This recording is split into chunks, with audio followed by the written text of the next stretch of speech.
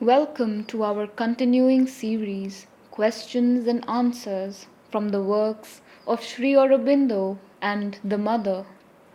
Today's subject is Bliss Part 2 from Sri Aurobindo, concluding the section from the Taittiriya Upanishad. The bliss of the eternal, from which words turn back without attaining, and mind also returns baffled. Who knows the bliss of the eternal? He fears not for aught in this world or elsewhere.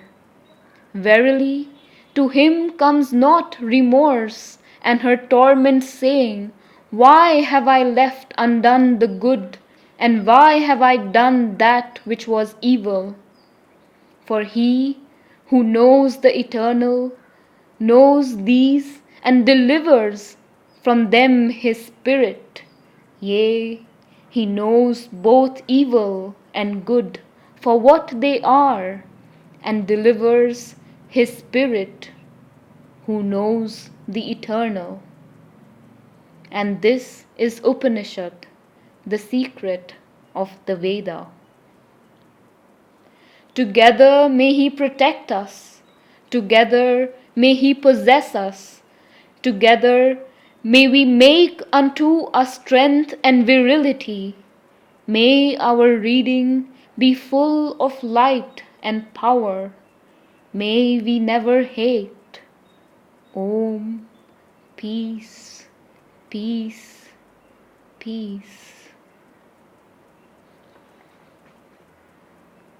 The Upanishad tells us that after the knowledge self, above the mental, is possessed, and all the lower selves have been drawn up into it, there is another and last step of all still left to us.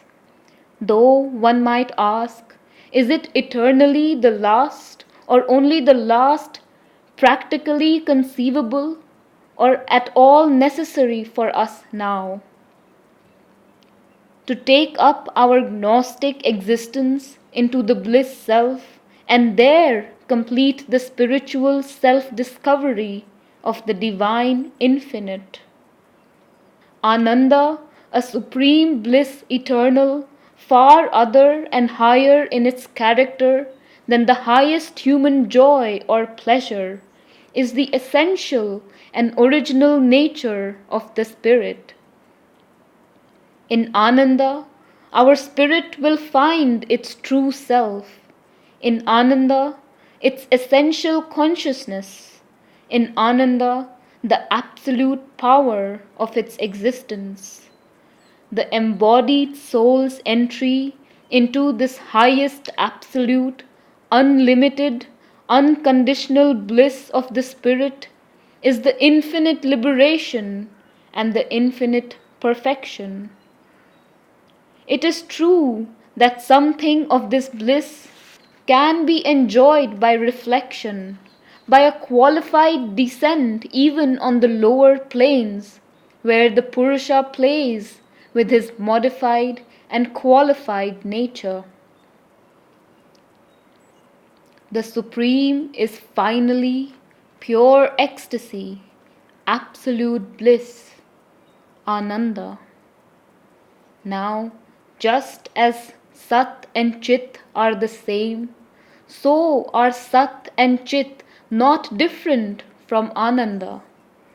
Just as existence is consciousness and cannot be separated from consciousness, so conscious existence is bliss and cannot be separated from bliss. I think we feel this even in the very finite existence and cramped consciousness of life on the material plane.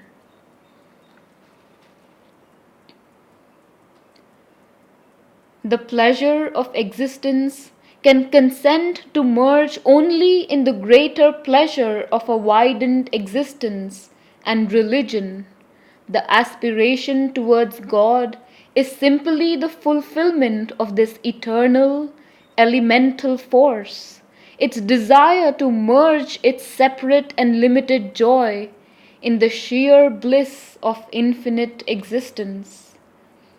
The will to live individually embodies the pleasure of individual existence, which is the outer phenomenal self of all creatures.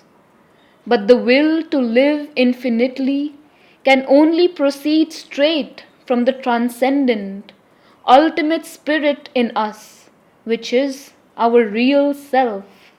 And it is this that availeth towards immortality. Brahma, then, being infinity of conscious existence, is also infinite bliss, and the bliss of Brahma is necessarily absolute both in its nature and as to its object. Any mixture or coexistence with pain would imply a cause of pain either the same or other than the cause of bliss. And with the immediate admission of division, struggle, opposition, of something inharmonious and self-annulling in Brahma, but division and opposition which depend upon relation cannot exist in the unrelated Absolute. Pain is properly considered the result of limitation. When the desires and impulses are limited in their satisfaction, or the matter, physical or mental, on which they act is checked, pressed inward, divided or pulled apart by something alien to itself, then only can pain arise. Where there is no limitation, there can be no pain. The bliss of Brahma is therefore absolute in its nature.